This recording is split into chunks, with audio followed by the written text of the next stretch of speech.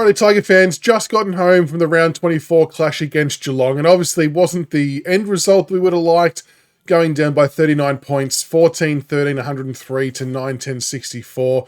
I guess straight off the bat, first and foremost, we do have to recognise and acknowledge Geelong, a quality team. They're obviously playing finals this year, and they had a bit to play for still, even though we're in the last round. And yeah, they moved the ball so well, and that second quarter was pretty much where all the damage was done, wasn't it? I mean, I actually thought in the first quarter we were playing quite well. I thought our pressure was good, our intensity was up, much better than the week before, and we kicked 2 goals too, so that was something for a first quarter.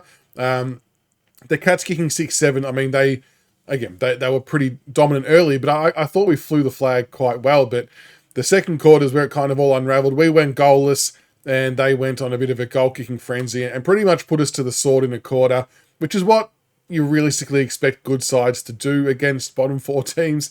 So there's no blight on that, I guess, as frustrating as it was. It was a pretty disappointing quarter, though. We just couldn't get anything on our terms whatsoever. The midfield, seemed like it got comprehensively belted.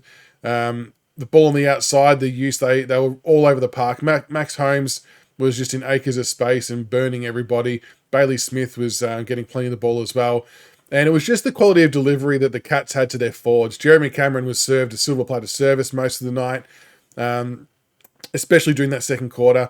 And we just couldn't get near it. And, Grock was sitting with me at the football, and we were all the people around us as well, we're all kind of thinking this is looking like a 100-point drubbing, and this is what we wanted to avoid in the last game of the year. But look, thankfully, the second half was really, really impressive, to be honest, in a lot of ways. And look, I know the Cats took the foot off the pedal in the second half. So yeah, don't try and come at me with that. But even if they take their foot off the pedal, that doesn't kick the score for us. We still have to do the work to kick the score, to stay in the game and to be competitive and to do all the right things. So to win the second half 7-3, after conceding 11 in the first half, I think is a really good outcome. Even if they did take their foot off for a quarter and a half, whatever you want to call it, I thought we adjusted well and fought it out really, really well, which is what you want to see. Like, don't underestimate the importance of fighting out games and staying in it. I know people laugh at Uze saying they didn't turn their toes up in press conferences a fair bit this year, but it's true. I would much rather us have a crack and have a 7-3 second half than roll over and get beaten by 140. It just shows that they're willing to work and they're willing to keep sticking at the process and try and get things right. It was, we bridged the gap at the end, and I think if you had have asked most supporters at the beginning of the night, we would only lose by 39 points. I think most would have taken that, and even more so given where it was heading. But onto some individual performances. Pardon me. Tom Lynch, 3 goals. I thought he had a really nice game. Grock and I actually made notes later in the piece that his foot skills seemed to be a lot better tonight. There was maybe one or two. There was one in particular that missed the target, but he had a couple of really nice, even left foot passes. Even got a left foot snap goal, which is a bit unlike him. So maybe he's a left footer deep down after all. But yeah, I thought he had a really, really nice game. Sam Banks again had a really nice game. 30 disposals, 10 marks, 2 tackles, 1 clearance. The only blemish he really should have slotted that goal that Taj Houghton handballed off to him. I wouldn't have been against Taj going back and having a shot himself there, but yeah, Sam should have slotted that. But other than that, I thought he played a really nice rebounding role game. Dion Prestia, 29 touches. Hopper, 29 touches. Taranto, 27 touches. Just on those 3 players in particular, our core midfield group, that's a good response, in my opinion. Last week, I think nearly all of them struggled to get over 20 possessions. I think only Hopper might have, the rest were under it. So to have all 3 of them in the high 20s against a quality outfit is a good response. Timmy Taranto had 7 clearances, Hopper 4, and Prestia 2. And that's the kind of midfield performance you would expect from them. And look, I know that there were times where we did get beat in different clearances and different centre bounces across the course of the game, and that will happen from time to time. But I do want to acknowledge the workload that those players have taken on for us this year. And I know that we often speak about the centre bounce attendance blend, and I still think there's work to do there for 2026, absolutely. But I do also immensely respect Taranto and Hopper in particular, given that Dion missed a few games earlier in the year. But Tim Taranto and Jacob Hopper, I think, had close to season or career best years individually. Hopper in particular, being able to be on the park for the whole year, moved really well the whole time. I think that was a credit to the fitness staff for the work they've done with him. And rightly or wrongly, they have shouldered a substantial amount of the midfield workload.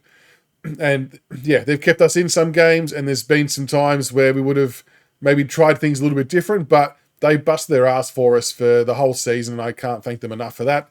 And it was just nice to see them have some good games to finish the year off with. Jaden Short, 26 disposals, 10 marks. Wasn't a bad game for Shorty. Be interesting to see what he does through the off-season. Tom Brown was the other one I was really, really happy with. 20 disposals, 3 marks, 1 tackle, 1 clearance, which was nice, but 1 goal. So it was actually good. It was funny, at half-time, Jacko, who's a viewer of the show, actually came over to Grock and I to have a chat. And we were actually talking about Tom Brown and whether we prefer him up forward or down back. And I think we all agreed that down back works well if he's getting the ball in his hand. But we also acknowledge that he can be a weapon up forward. And then before you know it, he's drifting down forward, taking a mark and kicking a goal. So pretty good timing there. But I like that disposal number for Tom Brown. Much better than what he had in the last couple of weeks. So that, for me, 20 disposals is kind of what I want his benchmark to be for 2026 and beyond. Camden McIntosh, spewing we couldn't get him a goal, but great to see him out there, busting his ass like he always did for the club. And look, whilst it wasn't a win to send him off with, I think the boys had a crack in that second half to really fight it out for him, which was really pleasing. And again, we wish Camden all the very best for if he moves to another club or whatever might lie ahead for him. We wish him all the best. But yeah, a shame we couldn't jag him a goal. Taj Houghton, didn't mind his game either. 12 disposals, 1 tackle, 1 clearance. So got a CBA clearance. Had a few more CBA attendances, which was good. A couple of scuffed kicks, but he'll tidy that up in the off season, no doubt at all. But yeah, look, it was not the night for us result wise, but I don't want to say a nice way to finish the year because losing's not nice, but in the context of the whole season, I thought we finished off the last 2 quarters of the year in the right style. We fought it out, had a dip and kicked a flurry of goals in the last quarter. And yeah, that's a wrap for us for 2025. I won't mention the free kick count because that was pretty self-explanatory. That's maybe a Monday night topic. But yeah, I'm not too pissed off with that one, honestly. I was definitely more annoyed at the North Melbourne game and even the St Kilda game. But that one, no, you know what? They had a crack. Bar that second quarter when Geelong just got on top and smashed us, and that's what they should do. I thought we competed hard, and that's what we all want to see. So there we go. That is season 2025 done for the seniors. Obviously, the VFL team won today, which was awesome. So we'll do a separate video to that, and we'll track their progress very, very closely. But let me know what you think in the comments below of the game today against the Cats. What did you like? What didn't you like? Are we happy with some of the positional changes? And yeah, we'll get everyone's thoughts and we'll reconvene on Monday night for the live show. So until then, go Tigers.